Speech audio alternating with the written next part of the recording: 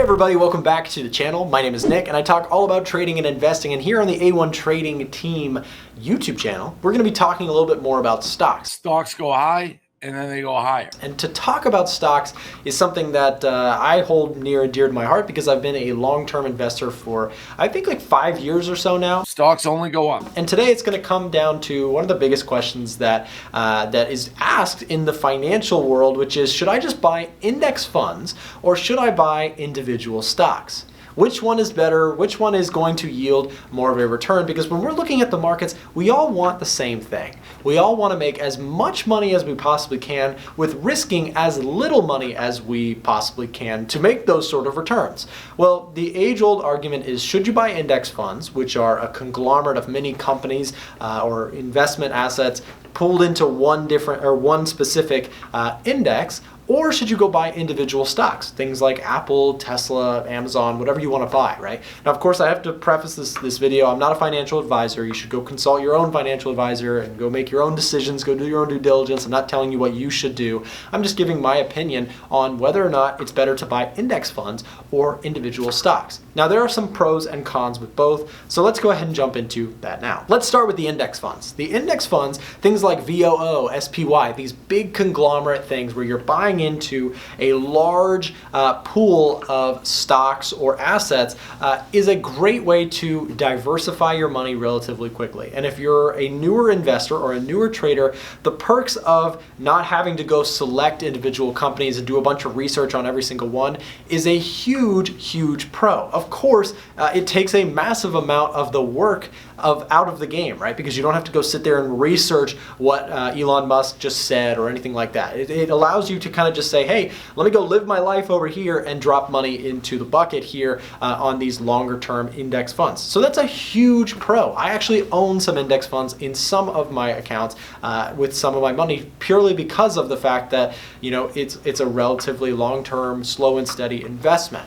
And for the last 10 years, you would have looked like a hero buying index funds. Now, I have to say that one of the cons there is that because you don't do all the work required, because you don't put in all the extra effort, you're definitely not going to accumulate extra returns. What I mean by this is that if you're buying the benchmark, if you're buying the average of all of the top companies, you can't be above average with your returns. You might say, well, Nick, I don't care about that. I'm fine with just making moderate returns because I'm just looking to passively invest. Well, then index funds might be something to consider.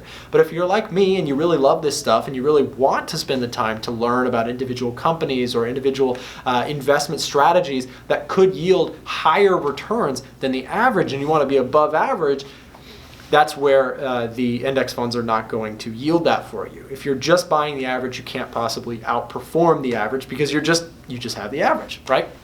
So definitely something to think about there. So a big pro is that it saves time, and an equal con there, in my opinion, is that it yields no more than the average, which means that your investment returns are just going to be, with the average of the S&P 500. Now that's fine because in the last 10 years, again, it looked great. But if you go 10 years before that, the S&P buying it and holding it was not so great. There was a year, I think it's called the lost decade. Correct me if I'm wrong, but I believe it was from like somewhere in the early 2000s into the late 2000s, where basically the market didn't move much at all, right? We saw the dot-com bubble, and then we saw the 2008 financial crisis. And during that period of time, if you had bought and held the SPY, well, I don't even think it existed back that far, but if you just bought the average, right?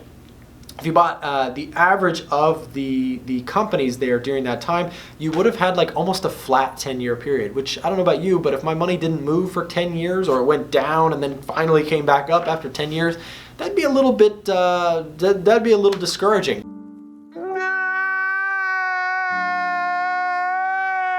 Because that's not a lot of return on that money. Remember, we want to take as little risk as we can. We took as little risk as we could buying the index, and then bam, we still broke even after 10 years. That's pretty rough. The power of money, in my opinion, has always been that it can make you more money. So if your money is not making you any more money, it's hurting you, right? It's because it's not doing anything for you. You might as well just spent that money on something else or invested it somewhere else, right? So of course that's hindsight. And since then, 2008 to now, the S&P has returned incredible returns over this period of time.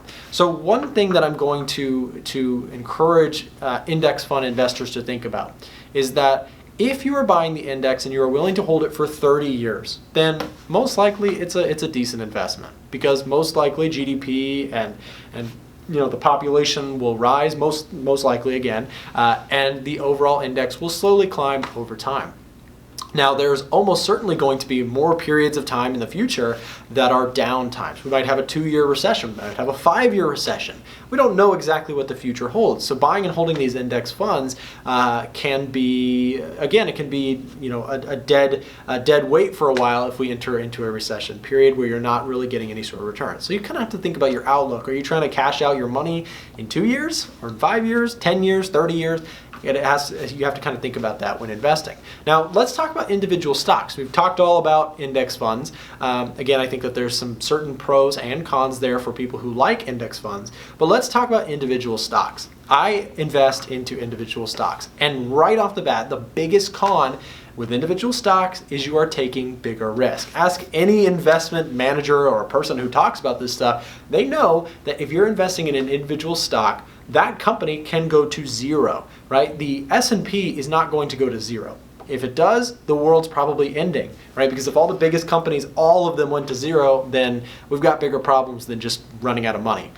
We've got probably craziness in the world, even more than 2020 by far. So, in that case, when you're buying an individual stock, when you're buying something like Tesla, or you're buying Disney, or Delta, or whatever, right? You are taking more risk, but you are also potentially going to make more reward if that stock that you selected does well into the future. Obviously, we know that if the price goes up, we make money, but the price going up on an individual stock, a stock can triple, it can quadruple in a year or 2 years, 3 years, right? It can do a lot more than the average can. Now, again, when you take that risk, it can go the other way a lot stronger, right? It could be down 70%, you could be up 700%. For me, I bought Tesla after the split at $100 per share. That's what the price came out to.